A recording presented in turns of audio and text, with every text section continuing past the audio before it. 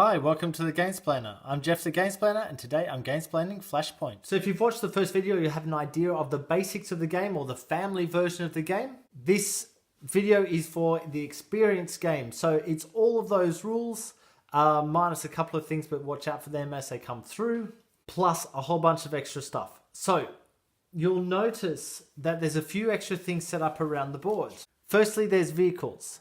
So there's both a fire engine and an ambulance. To move a vehicle, you'll need to drive it. It will cost 2 action points and that will move from here to here. If you wish to go to the other side of the board, it will cost another 2. So that's 4 action points total to get over there. In this version of the game, the survivors, so the question marks, must be carried to the actual ambulance in order to be rescued, which is just here. The ambulance is able to be driven without having any driver in it, because it's obviously paramedics doing that, not firefighters. And so they're just calling with their radio, say, oh, I need you, and that will come around. If you are in the same spot as an ambulance, you can just ride that for free. So say that uses 2 action points to get there. The other firefighter can now use his entire action point.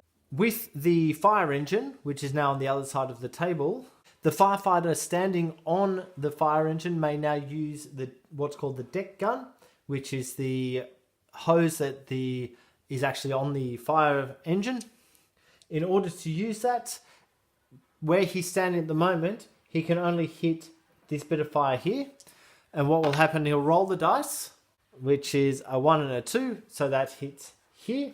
And that will also splash across to the spots next to it. So what he's just done is all 4 of those spots have been extinguished. If he had hit this spot, that fire would not have been extinguished because there's a wall in between. If that's what he rolled, a 2 and a 6, which would have been this spot here, all we do is we turn over to the opposite side of the die. So any die that's outside of the region that he's shooting at, just flip it over to the exact opposite and you'll suddenly become in the region. That won't get in the way of anyone inside the building. So if you happen to hit another firefighter, it's not a problem.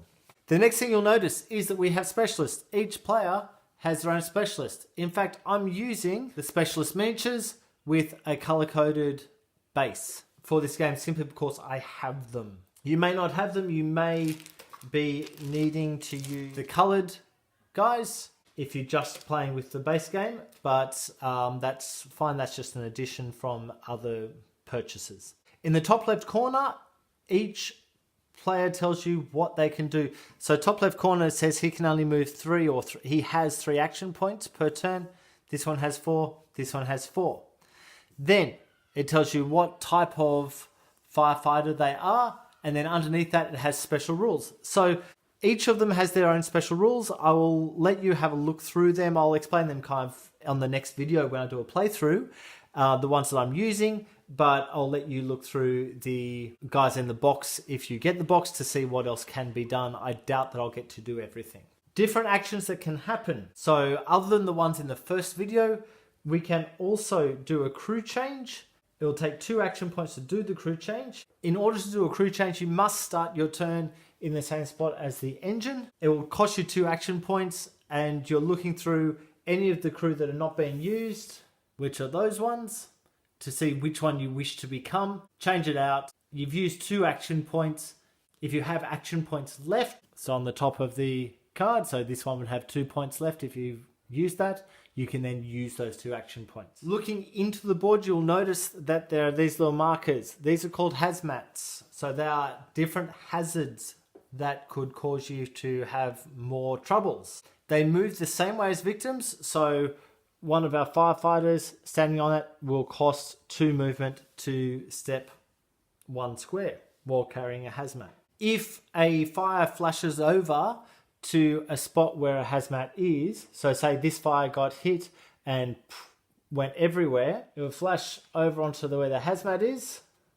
That would explode, so the hazmat would get removed from the game, but a hotspot would be added to where that hazmat was. That explosion would happen, causing these things to happen, and you can actually see that the fire has got a whole bunch worse. if the target space, so say it was this one, so this fire here is what's been rolled. We go there, we go there. That's caused explosion everywhere. We put that one there and we put that one there. You can see how this fire's getting worse, right? This guy's dead because he was staying where the fire was. Fortunately, he's a nothing, so he gets removed from the game. What's happened is we have hit one of the spots where there's a flare-up point, which means we would roll again and another smoke would land where that is, which is just here, which would cause fire to expand that way, that way,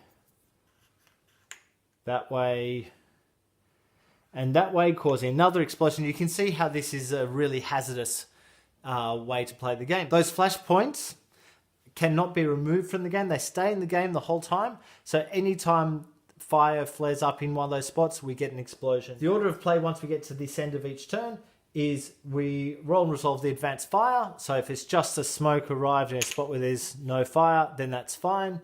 If it's smoke arrived there, then that's a potential problem. We resolve any explosions if necessary, resolve any flashovers if needed. So this is a flashover. Then we add a hotspot to any hazmat that have exploded. Then we resolve any flare-ups, which if the fire lands on those, and that's putting fire somewhere else in the building, and go through the process again. And then we resolve any firefighters knocked over and send them straight to the ambulance. Once that's all happened, then we will replace the point of interest. So we'll roll an 8 and a 6. That's fine. If we had happened to have rolled, say, a 6 and a 5, so that's where the point of interest should turn up to, we would actually follow these little arrows. So he can't be in this spot, which would push him to here. He can't be in this one, which would push him to here. He can't be in that, which would push him to there. He can't be there, which would push him here. There's another point of interest there, so he can't be there, which pushes him there. And there's little arrows at the top corners that will help you find the spots of where that happens. I think I've covered everything with this game. I hope that this helps you to be able to play Flashpoint.